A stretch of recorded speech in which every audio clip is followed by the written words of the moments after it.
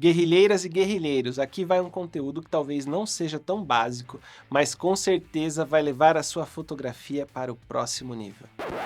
Falei que nem coach agora, né? Se você não estiver seguro ou segura em assistir agora, tome seu tempo, volte aos módulos anteriores, vá assimilando esse conteúdo aos poucos. Não precisa se cobrar tanto. Tem muita coisa que só entra na nossa cabeça depois de cometermos alguns erros aqui e ali. Relaxa que todo fotógrafo ou fotógrafa que você admira precisou passar por isso também, ok? O que eu quero mostrar para vocês nessa aula é que cada uma dessas variáveis das quais falamos na aula anterior produz um efeito em particular. Isso quer dizer que a quantidade final de luz obtida por diferentes combinações pode até ser igual, mas as características de cada foto vão ser diferentes e eu vou mostrar isso para vocês. Vamos começar pelo tempo de exposição. Em muitas câmeras ele vai se chamar shutter e será medido em segundos, ou como é mais comum, em frações de segundos. Se eu retomar a minha máquina fotográfica, o meu dedo, que libera ou interrompe a passagem de luz, está fazendo as vezes do obturador, uma espécie de portinha que abre e fecha dentro da câmera. Eu posso levantar o dedo por 1 segundo, 2 segundos, do mesmo jeito decido quanto tempo o meu obturador permanece aberto na hora de uma fotografia. Quanto mais tempo aberto, mais luz vai entrar, certo? Mas aqui eu preciso considerar se o meu objeto está ou não se movimentando. Por quê? Porque um obturador que abre por muito tempo não vai conseguir congelar, por exemplo, uma pessoa andando na rua ou um carro de Fórmula 1. Da mesma forma, um obturador muito rápido pode registrar um instante tão pequeno de um movimento que torne a coisa desinteressante. Imagina que o seu obturador, que hoje é eletrônico nas câmeras mais atuais, vai fazer esse movimento. Vai abrir, vai permanecer aberto de acordo com o tempo que você determinar e vai fechar. Mas pode ser que o seu objeto se desloque e esteja numa posição diferente quando esse processo acabar. O resultado final vai ser uma sobreposição de todas essas posições, gerando o que chamamos de fantasma ou motion blur. Ficaria mais ou menos assim.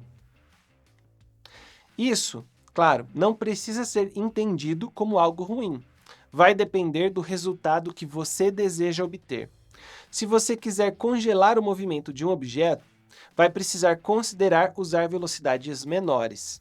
Se você quiser esse lastro para causar de fato a sensação de que há movimento na sua fotografia, deverá usar shutters mais lentos. Essa imagem aqui não é obviamente uma reprodução exata do que ocorre na realidade, mas ilustra essa relação. Quanto mais rápido for o movimento de abertura e fechamento do seu obturador, menor será o deslocamento de qualquer objeto que esteja se movendo. Na hora de escolher o seu tempo de exposição, então, considere fazer essa pergunta: o que vai ocorrer com os objetos em cena com a escolha que estou fazendo? Esse efeito é desejado?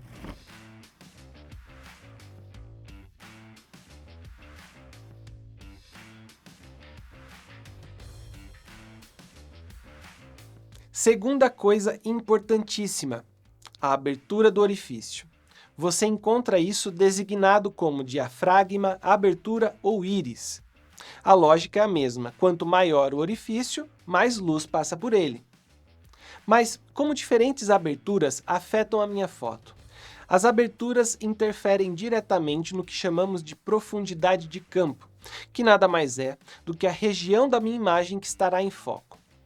Vamos supor que eu quero fazer a fotografia de uma flor, mas gostaria muito que o fundo desse campo estivesse em desfoque, para conduzir o olhar do espectador somente para a flor, que é o que me interessa aqui. Bem, se o foco está numa pequena região somente, então temos pouca profundidade de campo. Se ao contrário tudo estiver em foco, então temos muita profundidade de campo. E a relação entre essas duas variáveis funciona assim. Aberturas grandes têm pouca profundidade de campo, deixando o foco bem curtinho, e aberturas pequenas têm muita profundidade de campo, deixando tudo em foco. As aberturas intermediárias, você deve imaginar, vão sempre dosar a quantidade de desfoque de fundo que você vai obter.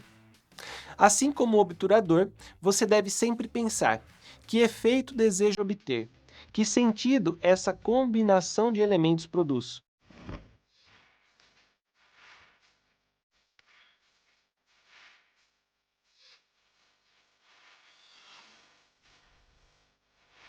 Antes de avançarmos, só é importante que você saiba que existe uma nomenclatura para as diversas aberturas. Normalmente aparecem com a letra F, depois barra e um número, mas podem também aparecer sem a barra, sem o F, só com o número. Algumas lentes de cinema nem são divididas assim por estágios, você só vai rodando o anel para abrir e fechar, sem paradas. E só para reforçar, você pode ver aqui uma representação didática do que vai ocorrendo com o fundo conforme você abre ou fecha a sua íris.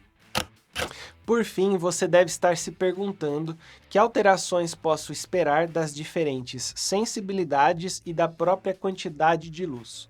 A sensibilidade, por muito tempo, esteve relacionada com os compostos químicos das películas fotográficas. Produziam o que nós chamamos de grão. É como se houvesse uma poeira sobre a imagem. Quanto maior a sensibilidade, e a sua principal medida é o ISO, então ISO 100, ISO 200, 400, etc., maior o tamanho e a quantidade dessa granulação. Depois do surgimento das câmeras digitais, nós ainda usamos o ISO como unidade, mas não temos uma granulação propriamente dita, e sim um ruído. É parecido, mas não é exatamente igual, nem aparecem na mesma quantidade. O grande salto tecnológico que ocorreu nos últimos anos é que as câmeras mais novas nos permitem usar ISOs bem altos, como 3200, 6400, coisa que era inimaginável com o uso da película.